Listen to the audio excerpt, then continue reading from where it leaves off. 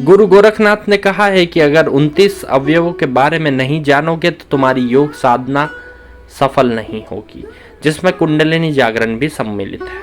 ये 29 अवयवों का वर्णन वे गोरक्ष संहिता में करते हैं। 29 अवयव कौन कौन होते हैं उनके बारे में हम जान लेते हैं, क्योंकि इनका ज्ञान होना अति आवश्यक है। 29 में से 6 तो हो गए आपके चक्र, मूलाधार से लेके आज्ञा चक्र तक। 7वें चक्र को इसमें सम्मिलित नहीं किया गया, क्योंकि योग शास्त्रों में 7वें चक्र भेदन की व्याख्या तभी है जब आपको इस शरीर का परित्याग करना हो, ऊर्जा स्वरूप में आना हो। सिर्फ 6 चक्रों के भेदन के बारे में व्याख्या की गई, इसलिए जिनका भेदन करना है उन्हें जानना आवश्यक है, इसलिए 7वें चक्र को जानना आवश्यक नहीं है। इसलिए 6 चक्रों के बारे में पूर्ण ज्ञान रखें।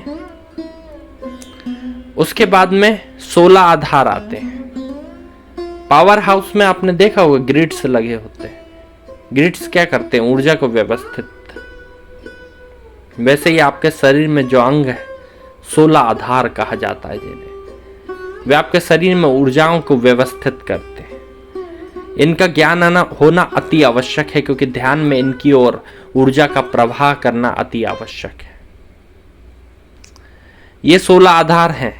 पैरों के अंगूठे, मूलाधार चक्र का स्थान यानी आपकी रीढ़ की हड्डी का अंतिम सिरा, गुदा द्वार यानी आपका मल द्वार, वज्र नाड़ी, इसके बारे में हमने पहले समझा है पुराने व्याख्यान में, आप उसको देख सकते हैं। उड्डयन बंद आधार, जहां पर उड्डयन बंद लगाया जाता है, अर्थात नाभि के नीचे का क्षेत्र। नाभि मंडल आधार, नाभि का क्षेत्र। हृदय आधार, हृदय का क्षेत्र। कंठाधार, कंठ का क्षेत्र। कंठ मूलाधार, जहां पर कंठ का एक कूप होता है, गड्ढे सी जगह होती है, वह। उसके बाद में जिह्वा मूलाधार, जहां से जीभ जुड़ी हुई है आपके शरीर से। जिह्वा अधोभाग आधार, अर्थात जिह्वा का जो बचा हुआ हिस्सा। उधर्व दंत मूलाधार, अर्थात आपके सामने के जो दांत हैं उसके पीछे के जो मसूड़े हैं जहां से वे निकले हुए हैं, वह। नासिकाग्र आधार, आपकी नाक के सामने का हिस्सा। नासिका मूलाधार, अर्थात आपकी नाक जहां पर जुड़ी हुई है वह हिस्सा। भ्रूमध्य आधार, यानी आपकी दोनों भवों के बीच का आधार। आपका नेत्राधार, अर्थात नेत्र के दोनों छोर जो आपकी नाक के पास में है वह। 2 लक्ष्य होते हैं, बाह्य और आंतरिक। पंचाकाश होते हैं। श्वेत वर्णीय ज्योति रूप आकाश पहला होता है। दूसरा होता है रक्त वर्णीय ज्योति रूप आकाश। तीसरा होता है धूम्र वर्ण ज्योति रूप महाकाश। चौथा होता है नील वर्ण ज्योति रूप तत्वाकाश। और विद्युत वर्णीय ज्योति रूप सूर्याकाश। ये 5वां होता है, जो क्रमशः पहले के भीतर दूसरा, दूसरे के भीतर तीसरा, इस प्रकार के क्रम में होते हैं।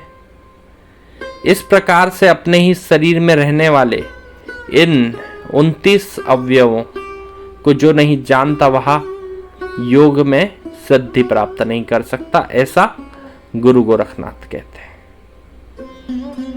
यहां पर 6 चक्रों को जानने का महत्व है, इस बात को आप क्लियर रखिएगा। और 16 आधार द्वारा मन को प्रारंभ में एकाग्र करने में सहायता होती है, दृष्टि की स्थिरता बढ़ती है तथा पात्रता, शुद्धि, आरोग्यता, बल आदि लाभ होते हैं, इसलिए उन पर ध्यान करना आवश्यक होता है। इस बात को ध्यान में रखिएगा। और अगर आप नोट्स बनाना चाहें तो बिल्कुल बना सकते हैं और अपने उन आधारों पर ध्यान भी केंद्रित कर सकते हैं। कुछ अवयवों के बारे में स्पष्ट रूप से व्याख्यान आगे आएगा जो अति महत्वपूर्ण होगा, क्योंकि उनका वर्णन हमने अभी तक किया नहीं है। और कुछ अवयवों के बारे में हम विस्तार पूर्वक व्याख्यान कर चुके हैं, जो आपको पुराने वीडियो में